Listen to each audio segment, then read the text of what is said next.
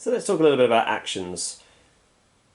Every time a unit activates, it can perform either 2 short actions or 1 long action. And you'll recognise some of those from the way that models work in Dead Zone, for instance.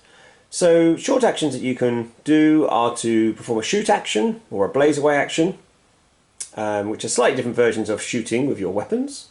You can either advance, and all units will move 6 inches when they advance. Some will have special rules that make them move a little bit faster in certain circumstances, but in general all units will move at 6.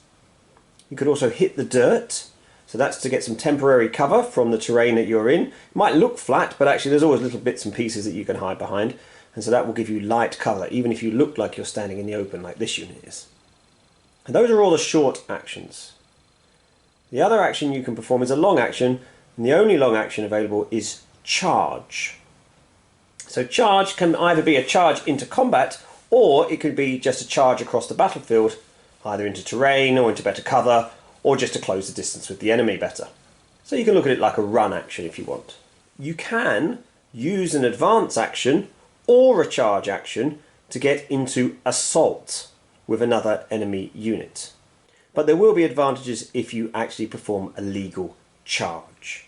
You might think there aren't a lot of options for actions there, but actually that's plenty to allow you to do what you need to do, and other things like the way nerve works and pinning works are covered in the rules themselves, unlike in previous editions of Firefight where they were separate actions.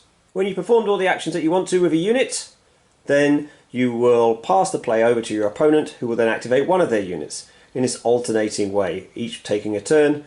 Once everyone's completed all the activations with all of their units, you will enter the end phase.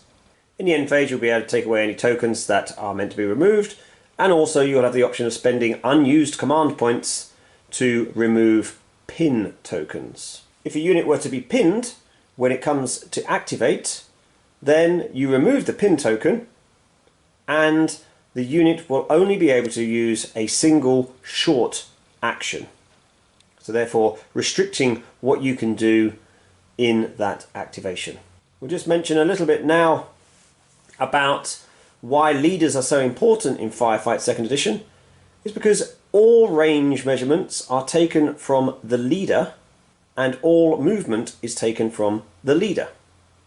So if I want to move this unit 6 inches as part of an advance action, I can move it by just measuring from this guy, my leader, and then the others models would still bubble around him in coherency.